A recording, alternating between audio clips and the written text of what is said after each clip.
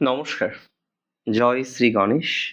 আজকে এমন একটি রাশির কথা বলবো যারা অত্যন্ত বেশি বাস্তববাদী, প্র্যাকটিক্যাল এবং আমি ম্যাক্সিমাম ক্ষেত্রে দেখেছি মোটামুটি বয়সে এরা সংসারের, পরিবারের দায়িত্বটা সম্পূর্ণ কাঁধের উপর নিয়ে নেয়। এত দায়িত্বশীল একটি রাশি, যে রাশির মধ্যে আমি বহু জাতক জাতিকাকে দেখেছি উচ্চ মাধ্যমিক মাধ্যমিক পড়ার সাথে সাথে টিউশন পড়ানো বা আরেকটু পরে গিয়ে টিউশন পড়ানো শুরু করে নিজের খরচটা নিজে চালিয়ে নেওয়ার মতো মেন্টালিটি রাখা। এটা বহু মকরের ক্ষেত্রে লক্ষ্য করা যায়। কিন্তু দিন শেষে একটা কথা মাথায় রাখতে হবে, মকর রাশির জাতক জাতিকারা দায়িত্ব নিলেন, পরিশ্রম করা শুরু করলেন অল্প বয়স থেকে, কিন্তু হয় না যে একটা পরিশ্রম করার, আমি এটা বলছি না যে আপনি পরিশ্রম করছেন বলে আপনাকে মাথায় তুলে রাখতে হবে, কিন্তু ন্যূনতম যে জায়গাটা আপনাকে দেওয়া উচিত এটা বেসিক্যালি মকর রাশি পায় না, এবং এই জায়গা থেকে মকর রাশি সারা জীবন বঞ্চিত। দিন শেষে যাদের জন্য আবেগী হয়ে এত দায়িত্ব নেওয়া, সেই মানুষগুলোই একটা টাইমে গিয়ে আপনাকে পাথর হৃদয়, নিরস, টাকার লোভী, আরো কত রকমের তকমা দিয়ে চলে গেল। আমি বহু মকরকে দেখেছি ভাই বোনদের দেখতে, তাদের মানুষ করতে, পিতার অবর্তমানে বা পিতার স্বাস্থ্যের সমস্যা, মকর রাশি দায়িত্ব নিয়ে ফ্যামিলিটাকে চালিয়েছে। কিন্তু দিন শেষে মকর রাশির ভাগ্যে জুটেছে বঞ্চনা, লাঞ্ছনা, বিভিন্ন রকম বদনাম, বিভিন্ন রকম কথাবার্তা। আর এই এত খাটুনির পর ভালোবাসার বা স্বীকৃতির যখন প্রয়োজন, মকর রাশি পায় একাকিত্ব। একদম প্র্যাকটিক্যাল ভাবে বলছি, মকর রাশি এমনি এমনি আবেগহীন মাঝে মাঝে হয়ে যায় না, এই একাকিত্ব আসে। শনি তাদেরকে শেখায় কিভাবে পরিশ্রম করতে হয়। মকর রাশি একাই পাহাড়ে ওঠার ধৈর্য রাখেন, ক্ষমতা রাখেন, প্র্যাকটিক্যাল বৈষয়িক চিন্তাধারা রাখে। আর একটা টাইমে গিয়ে ইমোশন, বারবার বারবার বারবার ইমোশনাল হয়ে মানুষের দায়িত্ব রেসপন্সিবিলিটি নিতে নিতে একটা টাইমে মকর রাশির কাছে ইমোশনটা সস্তা হয়ে যায়। কান্নাকাটিকে মকর রাশি আর পছন্দ করে না। অ্যাকচুয়ালি দুর্বলতাটা কোথায় জানেন মকরের? মকর রাশি প্রথমত পায় না, আর দ্বিতীয়ত কষ্টের কথা জানায় না কাউকে, সব দায়িত্ব নিজের ঘাড়ে নিয়ে নেয়। মকর রাশির তিনটি নক্ষত্র, উত্তরাষাঢ়া, শ্রবণা আর ধনিষ্ঠা। উত্তরাষাঢ়া নরগণের নক্ষত্র। উত্তরাষাঢ়া নক্ষত্রে জাতক জাতিকাদের ক্ষেত্রে অত্যন্ত নীতিবানেরা, সুশৃঙ্খল ভাবে জীবনচক্রে চলতে চায়, লড়াই করতে ভালোবাসে। কিন্তু এদের ফায়দা কারা নেয় জানেন? এদের অফিসের বস এত পরিশ্রম করে, আরো দায়িত্ব দেয়, আরো রেসপন্সিবিলিটি দেয়। মানে অফিসের বস মকর রাশির উত্তরাষাঢ়ার জন্য আমি মনে করি সব থেকে বেশি ফায়দা গ্রহণকারী মানুষ। এবং একই সাথে আপনার টার্গেট বা পজিশনের টোপ দেয় অনেক সময়, কিন্তু দিনরাত কোম্পানির জন্য, অর্গানাইজেশনের জন্য খাটাখাটনি করার পরও আপনি কিন্তু সহজে ক্রেডিট পান না, এটা অস্বীকার করার কোনো জায়গা নেই। আপনি বঞ্চিত হন এখানেও, ক্রেডিট অন্য কেউ পায়, আপনি বঞ্চিত হন। নক্ষত্র শ্রবণার আমি একটা বিষয় দেখেছি, শ্রবণা তো খুব ভালো শ্রোতা, বুঝতেই পারছেন, শ্রবণ, শ্রোতা, এবং মানুষের দুঃখ দূর করতে শ্রবণা কিন্তু বদ্ধপরিকর। শ্রবণা নক্ষত্রের জাতক জাতিকাদের ফায়দা আমি সব থেকে বেশি নিতে দেখেছি ইনলস, শ্বশুর বাড়ির লোকজন। শুধু শ্বশুর বাড়ির দোষ দেব না, পরিবারের কিছু অলস মেম্বার আছে যারা শ্রবণার সব থেকে বেশি ফায়দা নেয়। কিন্তু সমস্যার কথা কি জানেন? তাদের সমস্যার কথা হচ্ছে আপনার কানে ঢালবে, এমন ভাবে কানে ঢালবে আপনি নিজেকে আর কন্ট্রোল করতে পারবেন না। আপনি শান্তভাবে সব দায়িত্ব নিয়েও নেবেন এবং তারা ঠিক প্ল্যান করে আপনাকে সেই দায়িত্ব রেসপন্সিবিলিটি দিয়েও দেবে। আর কাজ শেষে তারা ভাববে যে এটা আপনার ডিউটি, এটা আপনার রেসপন্সিবিলিটি।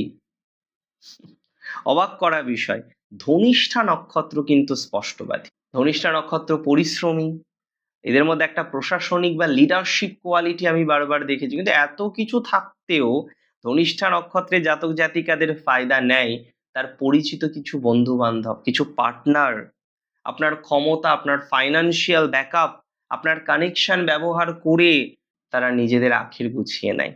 আর আপনাকে একটা জিনিস উপহার দেয়, খুব দায়িত্ব নিয়ে উপহার দেয়, একাকিত্ব। বলুন ধনুষ্ঠা নক্ষত্রে জাতক জাতিকারা আপনার একাকিত্বে ভোগেন না?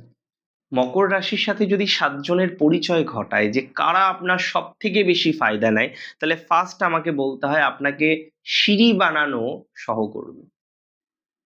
মকর রাশির জাতক জাতিকাদের কিছু সহকর্মী থাকে প্রফেশনাল ফিল্ডে, মকর রাশিকে সিঁড়ির মতো দেখে, কান্নাকাটি করবে, তাদের দুঃখের কথা বলবে, তাদের যন্ত্রণার কথা বলবে, তার পরিবারের অসুস্থতার কথা বলবে এবং মকর রাশির উপরে কাজের দায়িত্ব দিয়ে দেবে। এবং যখন আপনি নিখুঁতভাবে করবেন, আপনার কাজটাও হয়তো অবহেলা করে আপনি নিখুঁতভাবে তার কাজটা আগে করে দেন, এবং এটাই মকর রাশির বেসিক নেচার। প্রমোশনটা সে পায়, ক্রেডিটটা সে পায়, বসের কাছে ভালো মানুষের জায়গাটা সে পায়, বদনাম আপনার হয়। ফাঁকিবাজি তকমা ইভেন মকরের জীবনচক্রে আসে, আমি অবাক হয়ে যাই। এটা এটা খুব প্যাথেটিক। মকর রাশির দ্বিতীয় আমি বলবো ফায়দা নেওয়ার মানুষ হচ্ছে মকর রাশিকে এটিএম ভাবা আত্মীয় স্বজন। এটিএম এর ফুল ফর্ম কি জানো? অটোমেটিক টেলার মেশিন নাকি এরকম কিছু একটা মেবি।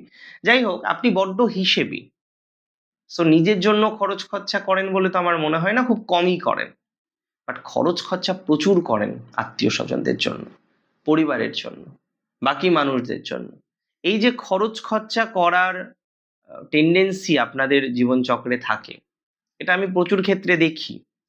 কিন্তু আত্মীয়রা আপনার কাছ থেকে তাদের বিপদের বাহানা করে একদম এটিএম মেশিনের মতো আপনার থেকে টাকা বের করে নিয়ে চলে যায়। ফায়দা যার নেওয়ার সে নাই। এটা খুব ইম্পর্টেন্ট মকর রাশির জন্য, এটা বোঝা যে নিজের জন্য একটু খরচ করুন, নিজের কথাও ভাবুন। মকর রাশি জাতক জাতিকাদের আবেগকে অবজ্ঞা করা কিছু স্বার্থপর পার্টনার মকরের প্রচুর ফায়দা নিয়ে থাকে। পার্টনারের প্রতি বিশ্বস্ততা যেমন মকর রাখে, ফিনান্সিয়াল সিকিউরিটিও মকর রাশি প্রচুর পরিমাণে দেয়। কিন্তু স্বার্থপর পার্টনার আপনার এই প্রকাশ না করার স্বভাবকে নিরস ভালোবাসাহীন বলে আপনাকে দোষী বানায়, অথচ আপনার দেওয়ার সমস্ত সুযোগ সুবিধা ভোগ করে। আপনার পার্টনার আপনার দেওয়ার সমস্ত সুযোগ সুবিধা ভোগ করে। মকর রাশি জাতক জাতিকাদের ক্ষেত্রে আমি বারবার দেখেছি আপনার এই ভাই বোনরা বারবার আপনার উপরে বোঝা চাপিয়ে দেয়। আপনার এই ভাই বোনরা বারবার আপনার উপরে বোঝা চাপিয়ে দিয়ে অন্য ধরনের ডিসিশন নেয়, তারা নিজেরা ফুর্তি করে বেড়ায়, আপনি কাজ করে বেড়াচ্ছেন। এটা এটা মকর রাশিরও দোষ। সবসময় কেন অ্যাকসেপ্ট করব? মকর রাশি জাতক জাতিকাদের প্র্যাকটিক্যাল বুদ্ধি তো ভালো, আর এই প্র্যাকটিক্যাল বুদ্ধি গ্রহণ করার মতো কিছু পার্টনার আছে, যেমন ব্যবসায়িক পার্টনার, তার অংশ হয়তো বেশি, বুদ্ধি আপনার চলে, তার অংশ বেশি কিন্তু আপনার বুদ্ধিতে চলে। এই যে টেন্ডেন্সি, এটা মকরের ক্ষেত্রে আমরা বারবার দেখতে পাই। মকর রাশি জাতক জাতিকাদের ক্ষেত্রে পরিশ্রম বেশি করতে হয় সব সময়, ফায়দা অন্য কেউ পায়। দুধ থেকে দই বানান আপনি, দই থেকে আপনি ঘোল বানান, আর মাখনটা খায় কে? অন্য কেউ।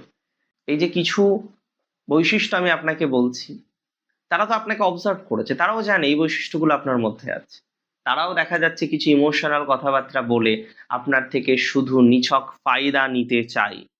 তবে একটা কথা আমি বলি, মকর রাশির জাতক জাতিকারা তো হারার পাত্র না। এদেরকে যদি কেউ ভেবে থাকেন হারিয়ে দেবেন, এটা তো সম্পূর্ণ ভুল কথা। আর মকরের ফায়দা নেওয়ার আরেকজন আছে যার কথা আমি বেমালুম ভুলে গেছি, সে হচ্ছে মকরের প্রতিবেশী। মকর রাশির জাতক জাতিকাদের এই প্রতিবেশীরা মকরের থেকে ফায়দাও নেয় আর আড়ালে আবডালে বদনামও করে, মানে এরা সব থেকে বেশি টক্সিক। মকরের কিছু প্রতিবেশী আছে এত টক্সিক ভাবা যাবে না।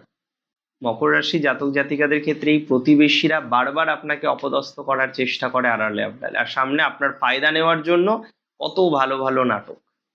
মকর রাশি জাতক জাতিকাদের একটা কথা বলি, আজকে একটা মূল মন্ত্র দিই।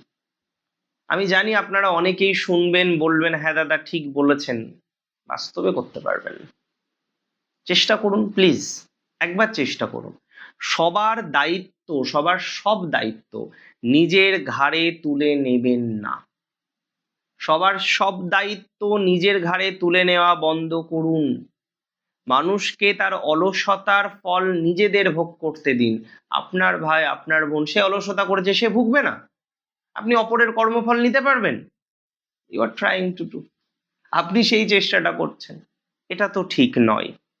আবেগের প্রকাশ করতে শিখুন, উচ্চস্বরে হাসতে শিখুন, পাহাড়ে গিয়ে চেঁচিয়ে বলতে শিখুন, সবার সামনে চেঁচিয়ে বলতে শিখুন।